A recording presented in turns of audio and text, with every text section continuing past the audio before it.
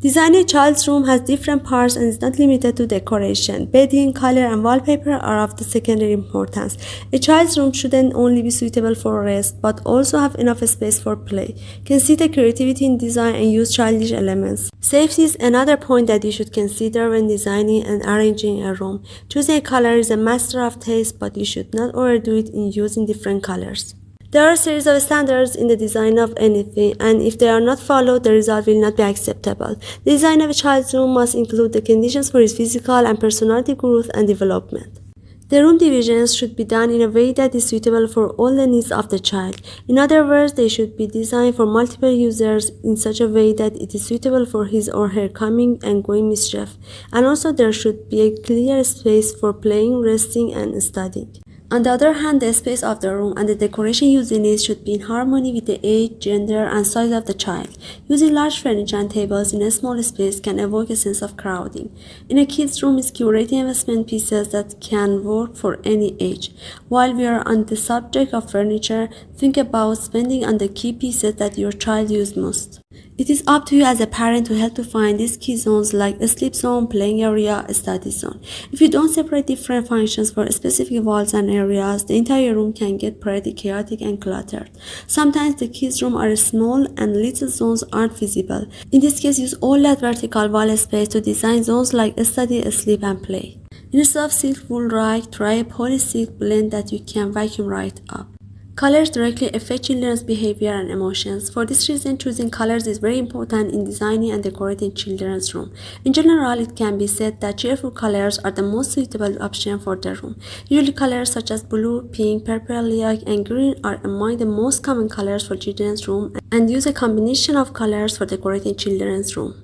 Children love bright colors. It is better to keep the dominant color of the walls neutral and get other colors by combining them in the decoration of the walls in the room. For the walls, you can use pattern wallpapers or paint the walls in texture and mixed way.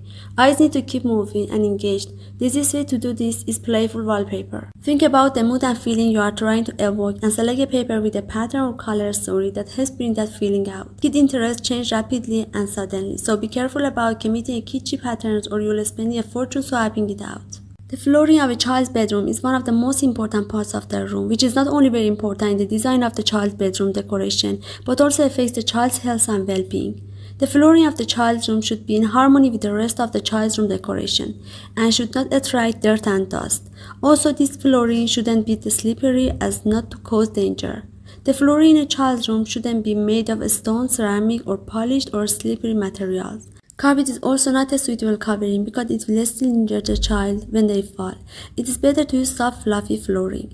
Choose a warm and cheerful color for the flooring so that in addition to brightening the space, it will also reflect less cold in winter. Like other rooms in the house, in the child's room, you should first choose the color of the walls so that you can coordinate the color of the curtains, carpet, and other furniture with it. The simplest principle for combining colors in any space is the 60-30-10 principle, which also applies to the child's room. 60% of the child's room should be covered with the main color. This color or similar colors should be seen on the walls, flooring, ceiling, or even furniture. 30% of the room should be covered with a complementary color. This color should be seen on the curtains, carpet, bedspread, main wardrobe, lighting cover, and dedicate the remaining 10% to the child's favorite color to win his heart. It is better to choose this color for things like pillowcases, painting, and favorite toys. A peaceful and comfortable sleep has a great impact on children's health. This bed should be very comfortable to ensure a peaceful sleep for children. The height of the child's bed should be complementary standards and have a guardrail and railing to prevent people from falling. Also, the color of the bed should be chosen based on the color of the wardrobe and other elements in the house.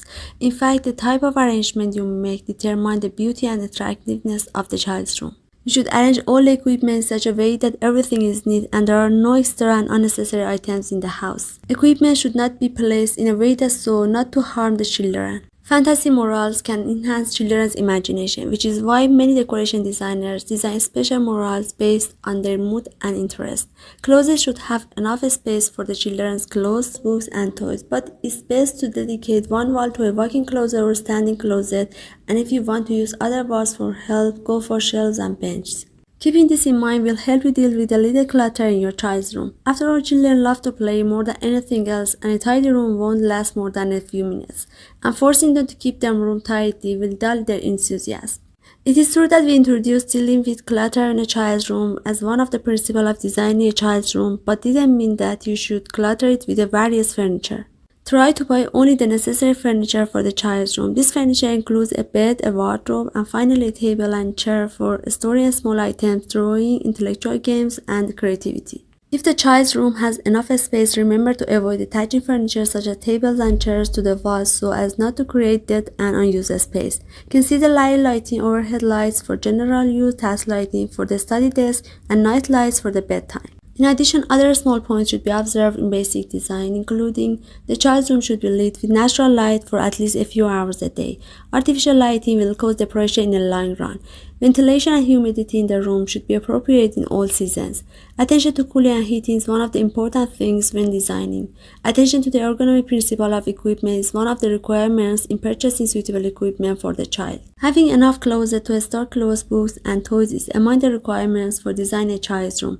At a young age, children are very active and lively. It is very important to pay attention to the child's safety during physical activities and games. Children like to decide on their own territory, so if your child has reached this stage of development, consult with him about the design of his room.